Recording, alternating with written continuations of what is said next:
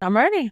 All right, well, look, this is our first episode of the House of Alston. The House of Alston. Yeah, the House of Alston. And, it sounds kind of crazy because it was actually thought of and created by Melissa.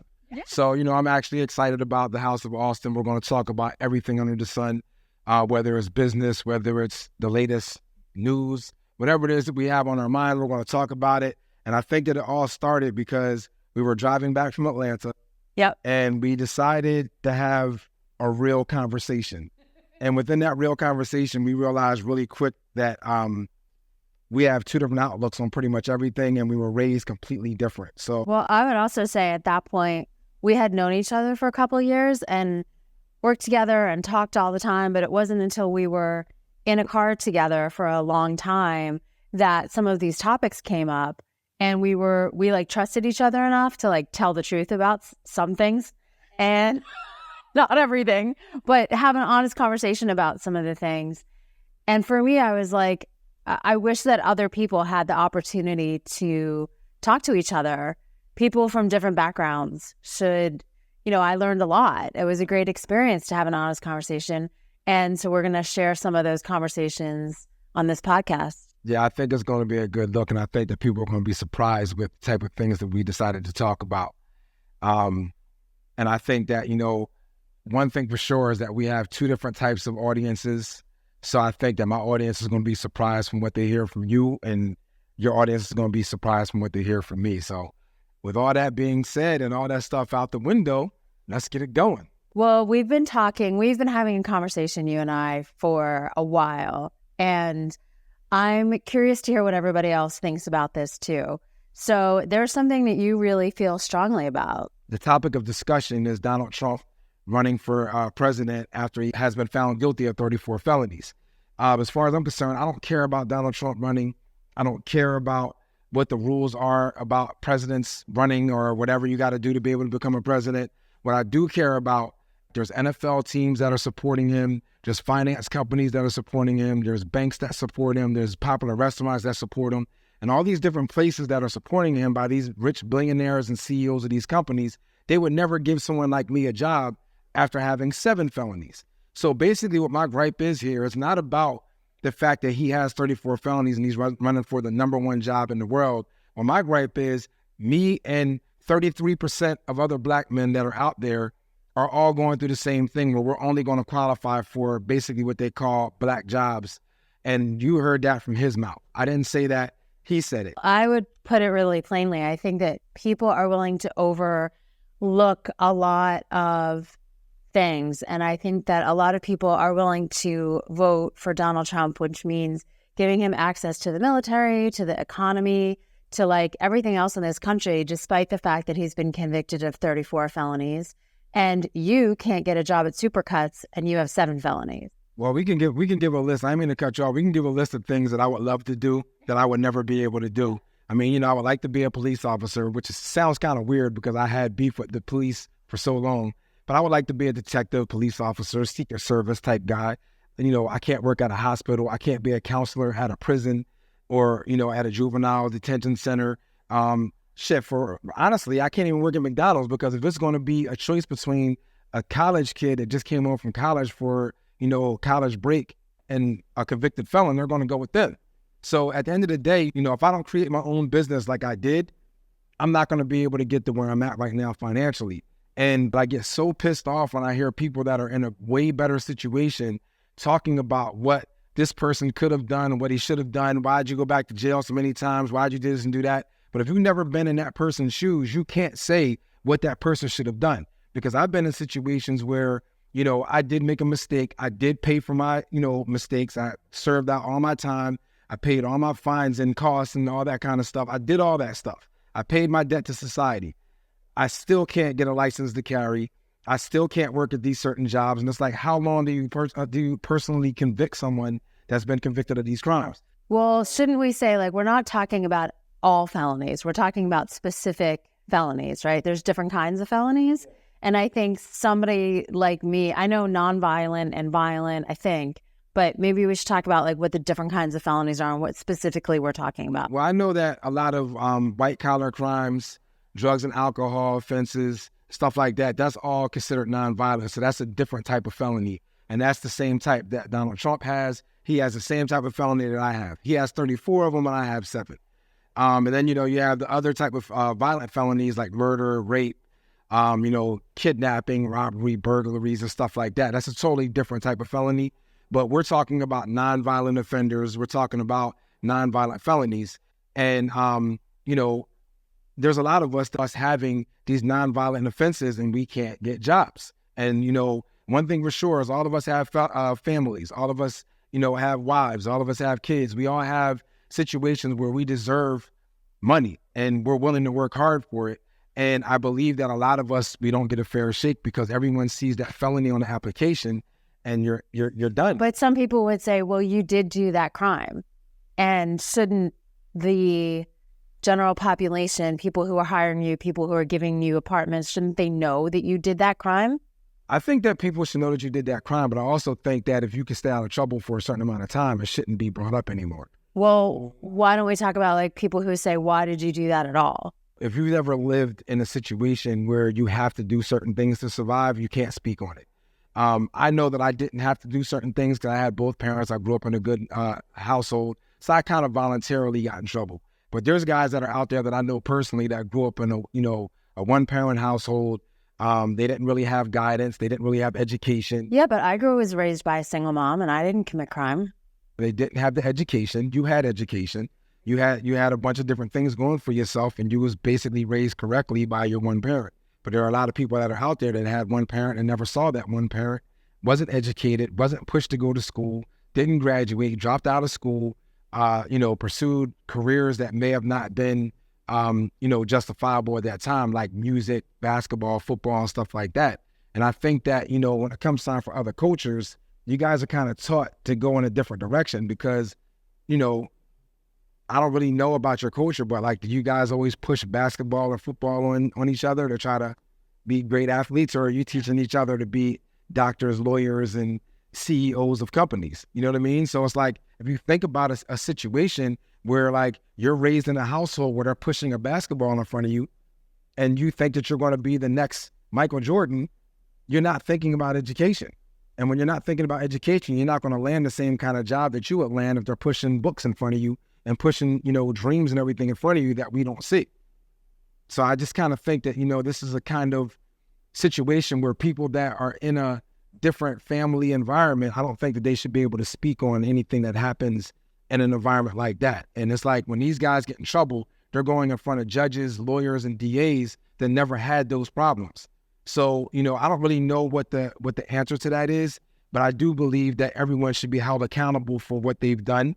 And I've seen situations where other races may get into the same exact trouble as me, and they'll get a slap on the wrist, get their record expunged and all that, and then they become the CEO of, major corporations, while my family and I, we don't have those connections, and now I'm stuck for the rest of my life for a mistake that I made when I was 18 years old. I don't get it, and I'm never going to agree with it. Well, I did look into, because this is... when I looked into it, I was really surprised at the difference in sentencing between marijuana and cocaine and heroin and all of the different sentencing guidelines that there are and how lenient some of the sentencing is around marijuana and the decriminalization of marijuana. And it seems to me that the penalties for being caught with certain amounts of cocaine and certainly crack are much more severe than marijuana. Now, if you take a trip back to like the 80s and the 90s when crack was like really, really heavy, most of the people that was in the urban communities were the ones that were doing crack. They were the ones that were snorting coke. Crack and cocaine is the same exact thing, right? It's the same exact components. It's the same exact thing.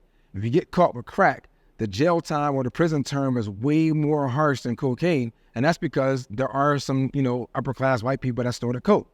But there's no way that they would have gotten the same kind of sentence that they would have gotten with crack. And it's like 100 times more, when it comes time for jail time, between marijuana, cocaine, and crack. I've actually come down Kensington, Philadelphia, where I've actually seen police officers on the corner of the block watching people stick needles in their arms. There's no way in hell that back in the 80s and the 90s during the crack epidemic that a police officer would have sat on the corner and watched someone smoke a pipe on the corner. It's never going to happen. Even when I used to come down here to buy crack to sell, we used to get thrown up against the wall, searched, all that stuff. And if we got caught with anything, we were going straight to jail. It was just that simple. So for me, it's just kind of hard to understand how these laws got put in place and no one said anything. It's the craziest thing I've ever seen in my life. Well, what are you feeling about people who prosecuted a lot of those cases? Because Kamala Harris was prosecutor or DA back then in California. So she has said a lot about, enforcing a lot of laws and prosecuting things and maybe some derogatory things about drug dealers. So how do you feel about that? One of the things that troubles me when I hear anyone say anything about a drug dealer, they always match scum, trash, dirt, and all that. And I know why I sold drugs. I know what type of person I was. I know how big of a heart that I have. You've been around me for, 3 or 4 years now. And I've never shown you any type of craziness in me. I was just trying to make some money. So when I hear people talk about it like that, I do feel some type of way. But at the same time, it's like, do I blame her because she was the district attorney doing what the law said? I'm more upset with the lawmakers and the people that actually came up with this stuff, because whoever the lawmakers were, they were the ones that were sitting at a table saying, let's make crack this prison term. Let's make cocaine this prison term. Oh, my son, Jonathan, he does heroin, so we're going to make that a sickness, and we're going to make this a rehab type thing, but we're going to make all this that. Like, if we're going to make drugs rehab situations, it should be like that all the way across the board. But listen, poor Jonathan. I don't know Jonathan, but I don't know how the drug laws got made. I honestly don't. I'm not saying there wasn't some racial component to it. But are you saying that, like, the laws, we live in a land of laws, and the laws have to apply to everybody.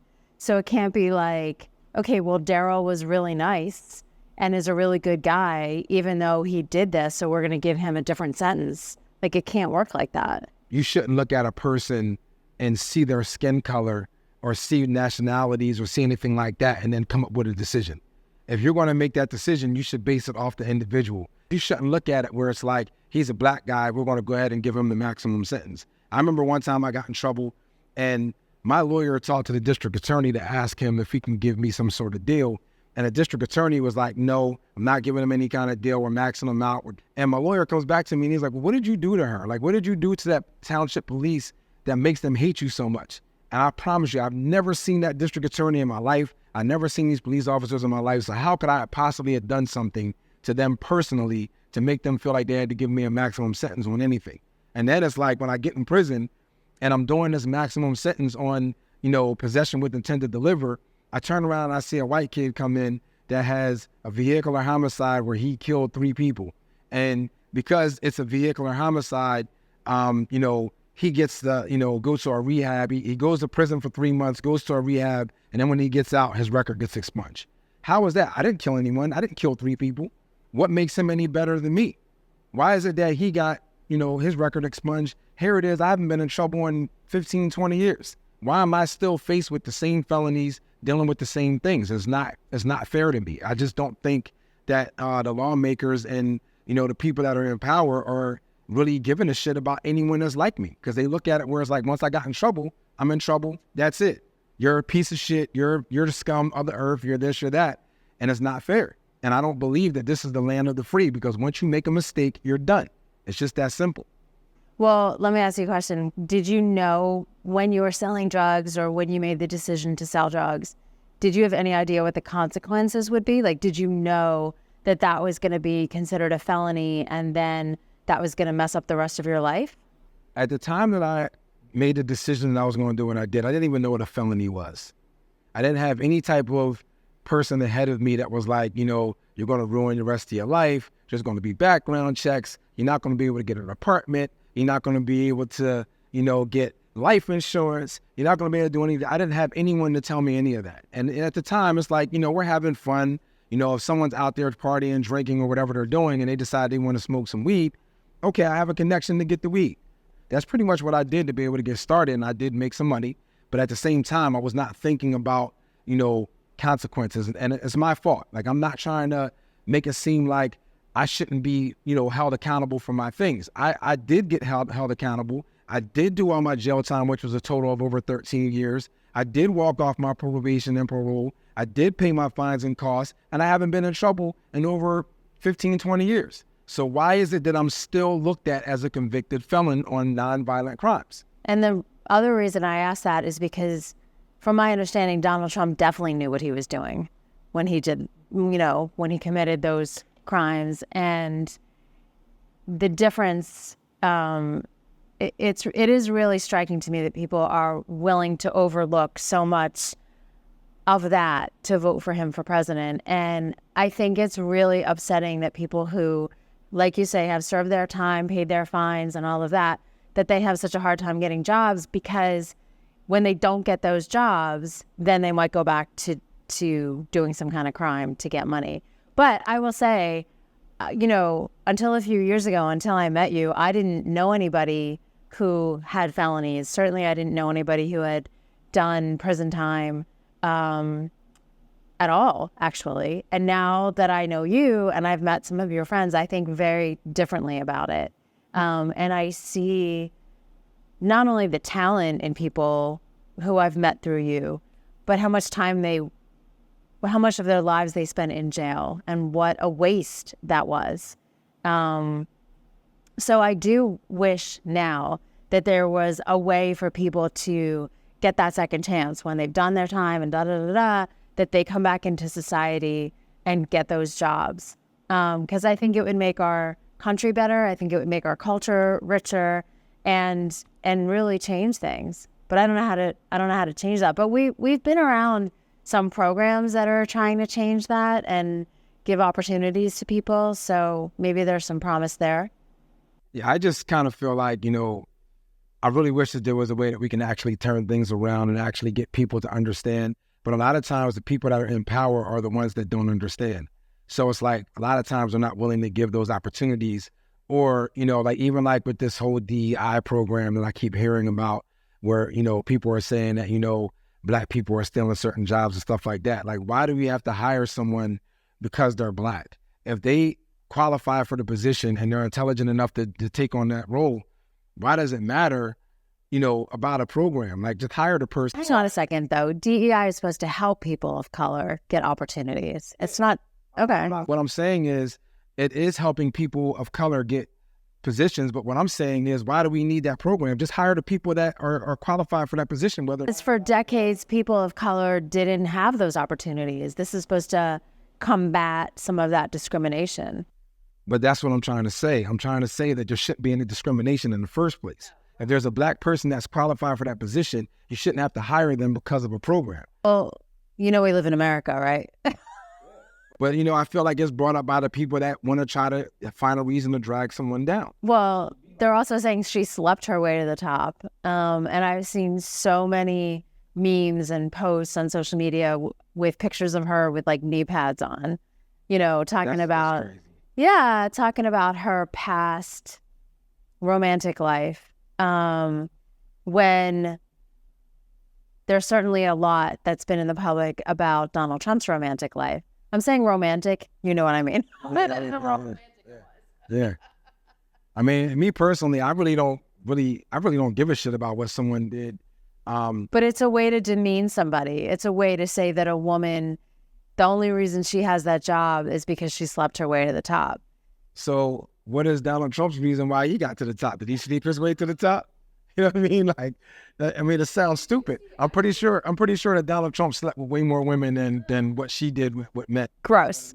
It's like, did he sleep his way to the top? I really don't understand that. They wouldn't say that about a man. They would say he's a player, right? Like, he'd be celebrated for sleeping with all those women. That's the reason why I think that women need to go ahead and switch it up and say that they're players. You know what I mean? Switch it up. Be proud of what's going on. But, I really don't get into the whole, this woman slept with this person to get to the top. At the end of the day, they have to be intelligent enough to be able to take on that role. So I'm not really concerned about anything like that. I'm trying to figure out what anyone could possibly say that's wrong with her or what she's done in her past. Like, I know that people are talking about she put away, drug dealers, she did this, she did that. But it's like she wasn't the lawmaker. You know what I mean? She can, as a district attorney, she can say what she requests the person to get, but the judge is the one that's going to sign off on it. So it's like, I'm not going to sit there and hold her accountable for, sentencing people that was within the sentencing guidelines that she didn't create. Yeah. Well, it's also interesting because the other thing that I've learned recently is about felony disenfranchisement, which is in many states in this country, when you've been convicted of a felony, certainly when you're incarcerated, but even after you get out, if you're on probation or parole, and you don't have the right to vote anymore. And in 10 states, you have to appeal, you have to apply to get your voting rights restored. And that has taken millions of people out of the voting system. Like millions of people have lost their ability to vote, and that swings elections these days. So it's just like another way of saying, like, even after you have served your time, paid your fines and all of that, that you're still not a full member of society because you did this thing. I know that there's going to be people that are listening to this right now, and there's even people that I've already known where they're just like, why don't you just go get your record expunged? Okay, I did try to get my record expunged. It was going to cost me $17,000 to get it expunged, and I did have the money to do it. But I was told that I wasn't able to get my record expunged because my crimes that I committed were too close to each other. So when I got in trouble, and the 1 year that I got in trouble, being as though I got in trouble within a certain amount of years after that first time that I got in trouble, they said that I can't get my record expunged. So if you know any lawyers or anyone that can get me out of that, you let me know. But as of right now, I'm not allowed to get my record expunged because I caught 2 cases too close to each other. And I have 3 different cases. All 3 cases was possession with intent to deliver. And 2 times out of the 3 times I got arrested, there was no drugs found at the scene of the crime. So, and again, I'm not saying I'm not guilty.